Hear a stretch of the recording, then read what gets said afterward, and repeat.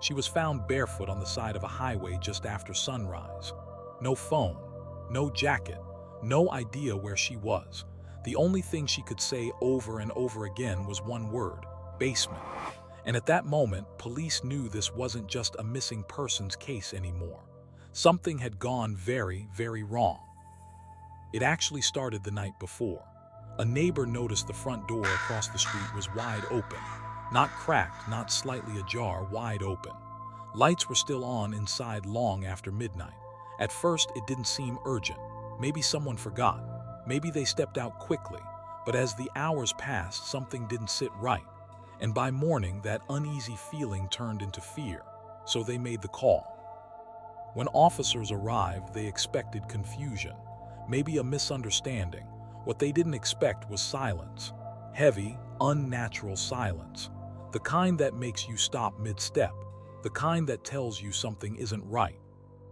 The living room looked normal, too normal. Nothing overturned, no broken glass, no signs of a struggle. But then they saw it. A faint trail on the floor, not enough to explain anything, but enough to ask questions.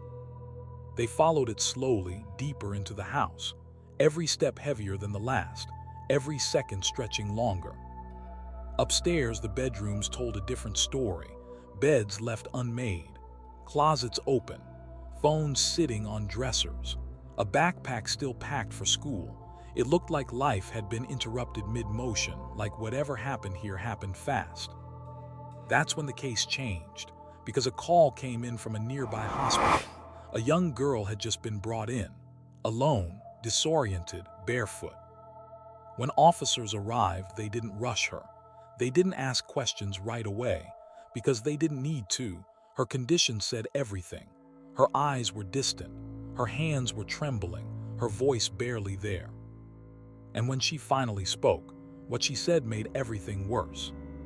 He was already inside. She had just gotten home from school. Nothing unusual, nothing out of place, until she stepped through the door and realized she wasn't alone. He didn't say anything at first. He didn't need to. His presence was enough. Her brother saw him too, but unlike her, he reacted. He ran, fast, desperate. She didn't, she froze. And in that single moment, everything changed. He moved quickly, grabbed her before she could react. One hand over her mouth, the other pulling her back. She tried to scream, but the sound never came out. Then she felt it, cold, sharp, pressing against her throat, a knife. That was the moment it became real. This wasn't someone breaking in. This wasn't a mistake. This was something much worse. He tied her hands tight, blindfolded her, forced her face down onto the floor, and then he left her there. Time passed, but time didn't make sense anymore. Minutes felt like hours. Hours felt endless. All she could do was listen.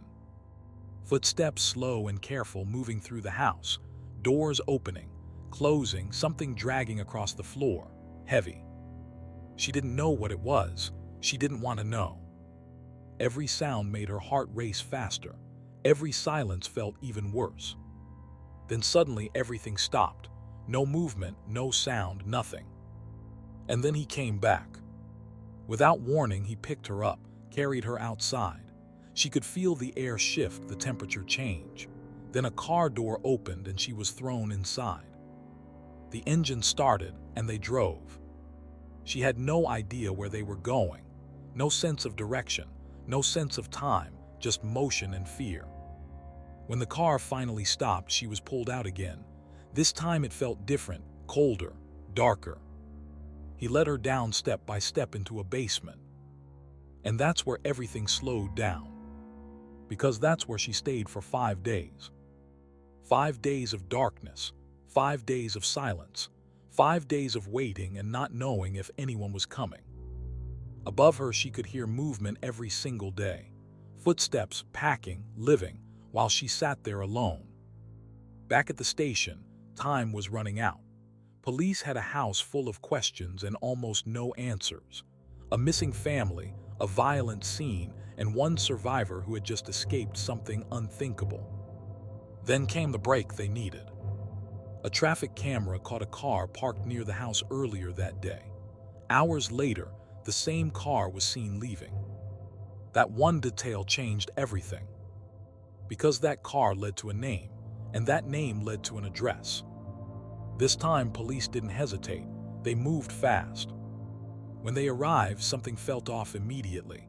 The house looked normal, quiet, clean, controlled, too controlled, like someone had taken time to make sure nothing looked wrong.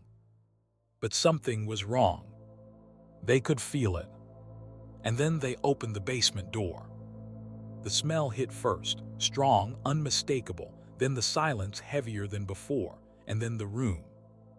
Bindings, blankets, marks along the walls. Evidence clear and undeniable. This was where she had been kept. But she wasn't there anymore.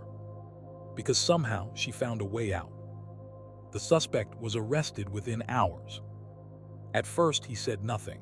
No denial, no explanation, no emotion, just silence. Interrogators tried everything. Pressure, questions, logic, nothing worked. Until they changed tactics. They stopped pushing, stopped accusing, and started listening. They spoke calmly, patiently. And slowly, he began to open up. He said he thought something was wrong with him. That was the moment everything shifted. Because from there, the truth started to surface. He admitted he had been watching the house for days, learning their routine, tracking their movements, waiting for the right moment. That morning he acted. He went inside, not to hurt anyone, at least that's what he claimed. He said he was there to steal money, jewelry, anything he could find. But then someone came home early. And everything changed. What started as theft turned into panic. Panic turned into violence. And once it started, it didn't stop. By the time it was over, everything had gone too far. There was no undoing it, no fixing it. Only one option left in his mind. Hide it. And what he did next left even seasoned investigators shaken. Because he didn't just try to cover it up. He tried to erase it completely. Days later, guided by his confession, police searched a remote wooded area. And there they found the truth. The missing family was gone. What happened inside that house didn't stay there. It ended somewhere else, hidden and buried. The case moved quickly after that.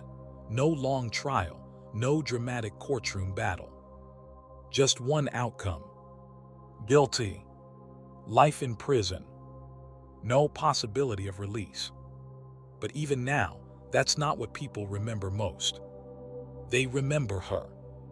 The girl who survived. 5 days in darkness. 5 days in fear. 5 days with someone who had already taken everything else but somehow didn't take her life.